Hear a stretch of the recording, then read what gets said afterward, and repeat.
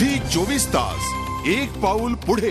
तर रत्नागिरीप्रमाणे सिंधुदुर्गमध्ये सुद्धा काहीशी अशीच परिस्थिती आहे। सिंधुदुर्ग जिल्ह्यामध्ये रात्रीपासूनच जोरदार पाऊस सुरू आहे आणि त्यामुळे मालवण तालुक्यातल्या आचऱ्यामध्ये मोठं नुकसान झालंय। वादळी पावसानं अनेक घरांचं नुकसान झालंय। पहाटेच आचरा, वराड आणि चौके गावाला वादळाचा मोठा फटका बसला।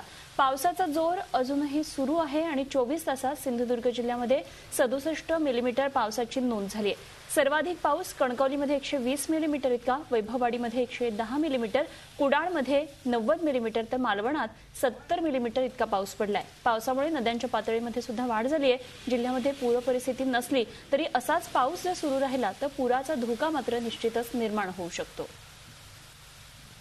रत्नागिरी आणि सिंधुदुर्गमध्ये मोठ्या प्रमाणात पाऊस पडतोय। सिंधुदुर्गमधली ही काही व्हिज्युअल्स आहेत। सिंधुदुर्गमध्ये सुद्धा काल रात्रीपासून असाच पाऊस पडतोय, जोरदार पाऊस सुरू आहे आणि त्यामुळे मालवण तालुक्यातल्या आचऱ्यामध्ये मोठं नुकसान दिसून आलं। वादळी पावसामुळे अनेक घरांचं मोठं नुकसान झालं। पहाटेच आचरा, वराड आणि चौके या गावांना वादळाचा मोठा फटका बसला। पावसाचा जोर अजूनही सुरू आहे अशी माहिती कळतेय आणि 24 तासात सिंधुदुर्ग जिल्ह्यामध्ये आपण बघितलं तर 67 मिलीमीटर इतक्या पावसाची नोंद झालेली आहे। झी 24 तास एक पाऊल पुढे।